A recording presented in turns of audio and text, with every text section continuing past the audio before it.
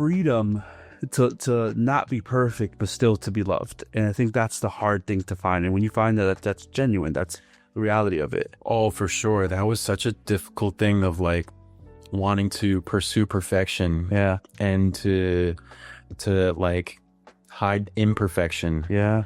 But say like no, like share that with me, show that with me. I want to love you. I want to be there for you and be a shoulder to cry on, be the courage, be the support, lift you up, call you out when you're saying and acting certain ways, so that you can hear and know like, hey, this isn't helpful. Yeah. That's what any genuine relationship is. Not even just romantic, like even platonically, for sure. Or family, it's just like you're able to tell me, hey, this is where I'm wrong, but I still love you in it. But let's correct it. Let's fix it. Let's change that thing. So, well, first of all, thank you for being here. If you ever noticed, I lost a tooth. So this happened. If you see this here. Yeah. So the other day, actually, funny because this was perfect for the podcast. I was doing these radio and like video things, and the day before, my tooth fell out. I went to the dentist before. They saw like the whole scan. Nothing was wrong with it. Everything was perfectly fine. And then out of nowhere, it just fell, but it perfectly fell out the day before. And I talked about it today. I was mentioning it because obviously I'm speaking in front of people. So I was like, oh, by the way, you notice I don't have a tooth on my right side, like my smile. And I smile a lot. Like when I speak, I'm a very happy person. I'm not miserable. So I smile. And I was like, oh, this is what happened. But the day before, it fell out before I had all these things. And I couldn't do anything but laugh because it was like this perfect irony where it's like I'm doing all these amazing things and I don't have a tooth. And so I found so much joy in that. And I was like, this was talking about the fruit of the spirit and how joy is a fruit and all these things, and just how I couldn't just laugh. So my dentist told me that it's going to take 4 months for me to get a replacement. So he's going to do what's called a flipper. Yep. So I'm going to have a flipper there. Yeah. Until the replacement is done. So if you notice me smiling, I should have mentioned that before. We're trying to set up for us, but I don't have it too. So that's okay. That's okay. My teeth are fake. Well, at least part of it, because I have one already. So that's the second one. Yeah. Oh man, it just like fell out on its own. Yeah, literally. I was eating an empanada. Oh, well, there you go. And I probably swallowed it, which is the craziest thing. Either that or it's like under that couch over there. But it's one of those things. Yeah. So first of all, just introduce you, Steve. For those of you listening, this is Steve, is one of my best friends, dearest friends I've had for a very long time. And thank you for being the first person on this podcast. I think people are getting tired of just hearing me alone. So it's like a different perspective. And this is the beauty. So everything is not set up yet, which this is like one of those like finding beauty in the mess. But that was actually the first microphone I've ever used to create content. Yep. I remember this microphone very well. Funkin'. It was like, yeah. Now we got like this fancy microphone here, and next month, hopefully we'll have like all the setup and stuff. But you know, you have the honor. Wow. The first messed up or first whatever microphone that we used to create content. So Steve, tell us about yourself. Like people are listening. It's like, who is Steve? Yeah. So what makes you you? What makes me me is my DNA. Okay, well that's fair. Yeah. No, I'm Steve. I am a husband. I am a father. I am a friend, and you know, I'm here just trying to make it happen, to make it work, life. Yeah. Connect the dots. Yeah, connect the dots. You know, and to continue to find, you know, that mountain, the purpose, like you talked about in previous episodes. But just trying to be the best husband, be the best father, be the best person that I can be for my family. So yeah, I'm out here. Yeah, I think that's like the ideal goal for everyone, just to be ideal in our situations, whatever that looks like, whether you're married or single or anything, which we are going to talk about like your vocations and stuff like that. So for people listening, maybe you don't, I know I have a lot of people who aren't like walking in like Christianity or faith sort of strat. So everyone's loved to welcome no matter what. But when we'll talk about vocations specifically, it's not like just careers or jobs. It's like this deep divine calling, which all of us have. We all have a calling to something. And I think the most intricate part of us is that there's something intimate there. And we're talking about, before putting on a microphone or a camera, talking about purpose and what purpose looks like and living in that. What's purpose for you? Like, what does that mean to you? I think purpose for me means like walking the path that is made for you and pursuing it and not just walking arbitrarily and trying to get to a certain point. But you might find yourself on a path and you say, you know what, I'm walking this thing, but it's not fulfilling. So I think purpose ties in with fulfillment, and also sacrifice. So purpose is finding that thing that, like, where you are sacrificing, but the sacrifice is worth it. Yeah. It's a challenge. It's rough. It's a struggle. But it's only something that you can understand and you are willing to walk through and go through, because it's meant and made for you. Yeah. Yeah. Yeah. At the end of the day, it's finding the thing that gives you the most identity. I think a lot of people struggle with that, though. I think we struggle with knowing what's real and what's not. And because of obviously our social, like, pressures and structure, we think that the thing that we have to do is the thing that's most approved. So what people look at us doing, you say, you're doing the right thing. And then we think that that's like the thing. I mean, I feel like that comes from everyone, like from family members, from friends, from just society in general. But we look at things and say that this is what we're supposed to be at, and it doesn't fulfill us. Absolutely. Yeah. I mean, I'm a teacher and a coach, coach volleyball, I teach in high school. And, you know, one of the big things I said when we were just talking about, like, approval, I tell the kids, like, don't do it for approval, do it for a purpose. Yeah. So I know you shared it in, like, previous episodes of, you know, one person clapping, it ain't going to do it for you. It ain't going to pay the bills, like you said. And it's true. It's very true. But when we're able to find that identity within ourselves and really tap into it and understand and, like, be okay with who we are at the end of the day. Yeah. And that was a big thing for me, because there's so much of that, like, hey, you should do this, you should do this, you should do this. And inside I was like, well, I kind of want to do this. Yeah. And so now finally being in that spot where I'm like, no, I know who I am. I know where I want to be. I know what's good for me, and I'm going to go do it. Yeah. Yeah. Because at the end of the day, that's like again, that classic saying, no one is going to die your death. No one's going to live your life. You have to do the things that you love because you love them. And that's the reality. I mean, that's purpose and it's cool. I know, like, for you specifically, from, like, especially the faith life, you had a different path before. That's right. What's that story like? Like, what was that? Because that's a mountain, right? So that's like the premise of this mountain. What's the thing that for you seemed like it was not conquerable or difficult, but it became something that you, like, overcame? So not that your vocation is something you have to overcome, right? Something you have to live through, and that's something you have to be in. No, obviously, it's always a very interesting one because discerning the priesthood and things like that, and thinking religious life was for you. What is that mountain like for you now, and, like, from that premise? Yeah, I mean, when I was 19 years old, I was a student at SUNY Maritime College in the Bronx, so studying naval architecture engineering, and I was getting ready. Naval architecture? Yeah. Wait, what? So I wanted to build ships and make boatloads of money. That's the way I like to say it. Dope, though. Like, naval architecture engineering. That's like a tongue twister. Yeah, I wanted to build boats and ships and, like, sea crafts and things like that. I remember I was watching TV one day. It was like HGTV, like $1 Million Yachts or something like that. It's like, I could build that. Yeah. This person put mirrors on the bottom of their boat. And for the fish? Legit. They were like, why do you have mirrors on your boat? And he's like, I want the fish to see themselves.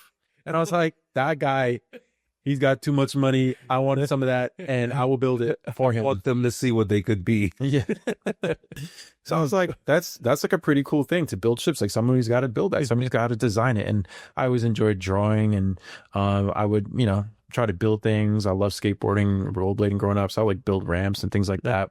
So of course it goes hand in hand, right? Okay. Walks and ramps. I mean, there's a song out there by Will Ferrell, but we won't quote it. But yeah, that's right. And John C. Reilly, and Andre Bocelli. Is he in that? I think it was part of that. Yeah, weirdly enough. Yeah. But yeah, so I was getting ready to ship out for a summer sea term. I was going to be gone for 60 days. And right before I left, I went out to lunch with my mom. She was like, what are you going to do if you don't like being out on the ship? And I was like, oh my gosh. And right then and there, I was like, God, I have no idea what you want to let me. I have no idea what I'm going to be doing with my life. But if you want to let me know, I'm listening. Yeah. I have no idea what you want me to do with my life. But if you want to let me know, I'm listening. And right then and there in the moment, sitting in a diner, I felt the words, Stephen, you have a vocation. And I felt like that was something that I was avoiding for such a long time. And I was like, no, not me, not now, not here. I'm not ready. But finally, I was like, I had to surrender. I had to give in. So I went out on the ship for 2 months. It was an amazing experience, but I realized it was not for me. Like the number one thing I loved was the camaraderie.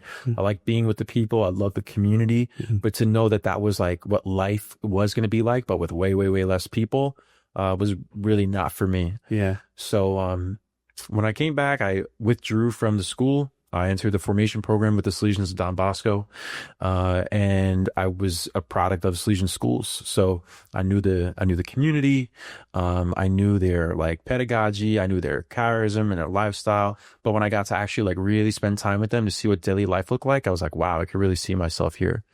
So I thought my path and my purpose was for the priesthood, but it was a long process. It's 11 years, and I discerned 7 years. It's insane. That's like at the end already. Yeah. So it was a long period of time. And during that time, I was able to do like amazing things, incredible things, meet amazing people. But I feel like I developed vocations within the vocation while I was going. So like filling the call within the call of these other routes and paths where I was finding purpose, where I was finding fulfillment and finding joy. Yeah. And if I had to take those pieces away, and at the end of the day, I was left with like religious life. I'm not saying that it's like not nothing, but you're called to religious life to be a part of religious life. Yeah. It's like being called to be a doctor, and then you're like, listen, doing surgery, performing surgery is great, but I really like hanging out with my office staff more. Like, I don't know if that makes sense, but really what I was finding is that my joy wasn't necessarily coming from within the community, but from external places and sources. So that was always in the back of my mind. And I was getting involved in ministry in different ways, like doing retreats and concerts, and I got to meet you. You're playing the cajon one day, and who's this guy coming around? That's like a romantic story. The rest is history. Friendship at first, first sight. No, but it was such an amazing experience, and I discerned out and continued working full time with the ministry, and in that, like, I met my wife. She was a part of the ministry as well, and everything kind of just flowed naturally, and like I felt that like that purpose, that fulfillment, the validation, like, yes, this is who I am, this is who I'm called to be. But even in that, like, it changes, and like relationships change and grow and move and shift and whatnot.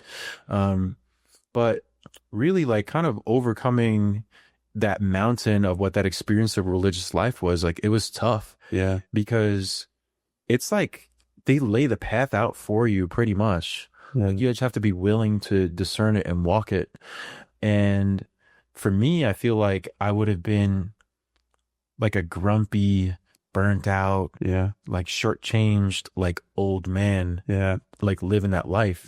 Because it would have been so easy and so laid out that I really didn't have to do much for it. But I knew that that's not what I was called to do or who I was called to be. So do you think that finding purpose in that was a part of it, like going through what you had to go through and thinking that you wanted to be there, but then realizing that that's not it? Was that like a part of the purpose story, or was that like, just a side quest?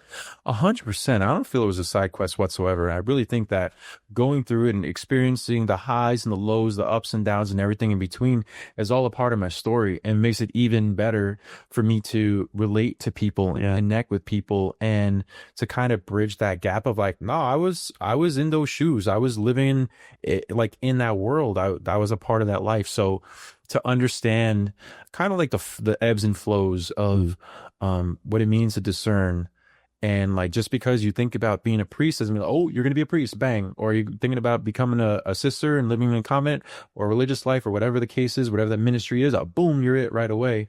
But it takes time, and thank God it takes time, because otherwise, if it was a short period of time, people would the wrong thing. People would be like, oh my gosh, what am I doing here? It wasn't 11, it was 6. You might have done it. Like, you know what, I'm in here, I'm committed, it's already. But I do think that's like a life lesson. Like, sometimes we have seasons where we think that this is the thing that I need to be in, and it's not. Like, it's just one of those things that a lot of struggles that I hear and a lot of questions that I always have is like relationships. Like, that's one of the big takeaway. For some reason, we're all miserable people for something. But one thing that I realized is that people think that seasons equate their life to life, like the whole life, like that's the whole story. And it's not. It's a season. They say like, oh my gosh, it's over. This is it. I've reached the end. I can't do this anymore. But really, that's the fear creeping in. And but the distractions taking you away from what that purpose is. And I thought about that for a while. I was like, was I like misled, or did I quit too soon? Mm. But ultimately, like the peace I've had just in reflecting and discerning continually, like, no, thank God I made the right decision, moved at the right time, did the right things that I needed to just keep moving in my life. And where I felt that I was being called to, within that call, to say, okay, well, this isn't it. Like there's like a split in the road and saying, okay, you've been traveling this road and it was looking really good and you were finding fulfillment in your purpose. However, it's shifting and it's changing. Yeah, and that's okay. Yeah. And I think, I mean, and not just in the sense of like priesthood or something like that, like those deep discernment things. Sure. But I think some people like will look at that and will think, well, what's that for me? I mean, I think it's important to understand that there's seasons for everything for everyone. So for you in that case was a season of discernment and learning something, because there's it's not like you went through it and didn't take anything with you. It was a season of picking things up. And sometimes there's stages where we need to learn things that later on that hurt now to do, but later on have so much benefit. Like it's knowing that this thing that I went through in this moment, it hurts right now. It hurts to think that I have to leave or have to separate or have to cut away. But later on, it's going to build something amazing in you, because obviously there's stuff that you took from that are beneficial now in your current vocation, which is marriage, which is a father, which is a husband, which is a son, all these things that you are. And what do you think would be the biggest tool that you took in there? Like, what was the thing that seemed like it didn't make sense, but now in the vocation you're in, that's something that you brought with you? Deep question. Yeah, that's a great question. What did you take? A better way to phrase it. What did you take with you? Yeah.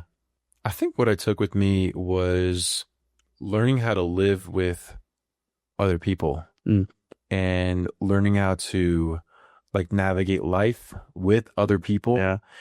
And also like just straight up discerning of like, is this really what I want to be doing? Is this really where I want to be at? Yeah. And being honest with yourself of trying to ask those questions.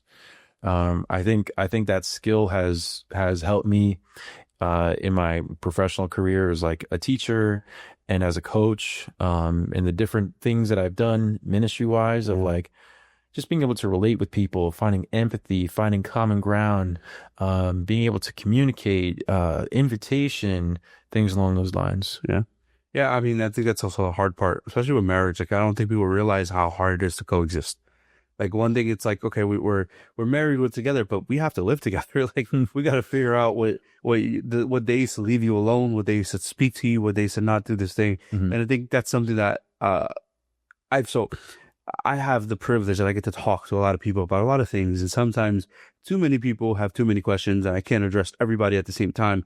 But I do think two of the questions that I've gotten, one, it's the sense of like healing and detaching when it comes to like, leaving a marriage or a relationship, which I'm very pro marriage, pro living that out. But I do understand that different people have different scenarios. And I do think that discernment is a struggle, that a lot of people didn't discern the person they were with. They didn't pray. They didn't think. They didn't sit there and actually analyze. They responded from a point of emotion. So now they're struggling with that same lack of emotion. So they're dealing with something that they didn't actually prayed through, and now they realize that they can't live with this person. Like that's a big issue. Right. And for a lot of people, when it comes to this conversation, it's more like, how do I get away from this thing? And I think that the first, obviously different people, different situation, but I think the first thing we should always go to is, how do I deal with other people before I get into this situation, like before I get into this marriage? Obviously, discernment is a huge component of that, but it's understanding that the concept of how do I normally deal with people. Do you think it's different when people dive into marriages or to relationships opposed to like living with people that you're friendly with, like your friends? So obviously, let's word that a little nicer. Sure. Last thing I need is Emily to stab me. How do we deal with a person? Because obviously you're coming from a perspective of dealing with like friends and brothers and all this component into dealing with marriage, which is a huge shift. Marriage is a huge sacrifice. I mean, obviously priesthood would be a huge sacrifice itself, but that vocation of marriage is an even bigger sacrifice, because it's no longer just my problems, our problems. So how do you shift from one proponent to the other? Like, do you think that was a drastic shift between dealing with these kind of people versus dealing with this person? I mean, what I feel and what I think is that there is a sense of love. Mm. And what I felt when I was discerning in religious life was like, I don't want to be told that I have to love people. Yeah. And I don't want to tell people, no, you got to love me. But when you meet somebody who loves you, truly, deeply cares for you, it makes it known in the small ways. Yeah. It makes it that much more special, exciting, different, deep, true, authentic. Yeah. So I think that that's such a big difference. But what I would also add, and specifically for me in learning how to communicate with people and deal with people, one of the biggest things recently that I had to learn and understand is how to communicate with myself and how to like really like, who am I? And digging into that and like understanding like, what are my emotions? What am I feeling? How am I feeling? How can I communicate this properly? And knowing that I'm loved and that I'm cared for and that my wife wants to hear this from me and genuinely cares about it, because like her well-being is attached to my well-being. My well-being is attached to her well-being. Yeah. Our well-being is attached to like our child's well-being. So having true, authentic like communication and being able to express everything is the key for to making things work and making things last. Being aware of you is a huge component. This is reality that's actually huge. I think so many people neglect themselves. Like I know how hard again, I say this often, there's no person that's perfect. I'm far, far, far from perfect. I don't have everything figured out, but I do feel like I have a good perspective on things, and I'm able to offer these things, and things that I need to work on myself that I know a lot of people struggle with is being able to speak to you, like allow people to help you, to love you, to care for you, but also being able to identify those things in you, like being able to say, hey, I need to work more on X, Y, and Z. Like this thing that I'm struggling with, like speaking to me or letting me know that that's a huge struggle. I think that's huge. Not just a hill, it's a mountain For sure. a lot of people. It's like we don't allow ourselves to be loved. One, like that's the first component. When you're used to being a giver, it's very hard for you to receive. And I know I've struggled with that with myself. Like the reality of I'm very good at doing, but I'm very, very hard at receiving. I tell the story often. Like my aunt tried to throw a surprise party for me once. I think you were here for that. Yeah, that she's like, oh yeah, we're inside at 5:30, but I'm Dominican, but I'm not like the rest of my family. I'm like punctual. Like I show up. You said 5:30. I'm here at 5. So I was here at 5, and she was putting out chairs, and I helped her. But I know you did. I'm like, this is not really a party. I mean, I'm here for it, but this is a reality where at least I know this. I'm very aware of this. That I struggle at letting people do things for me because I'm so used to doing things for other people. Now, shifting that into the fatherhood, the husband and that component, what does that look like for you? Like letting people do things for you? So the thing of like letting people do things for me is, I think it's different because a part of my personality when I was younger and when I was developing and growing up was I was very much like a taker thing, like hand it to me. I'm not going to do much work for it. If I have to work too hard, and I'm not really going to go for it.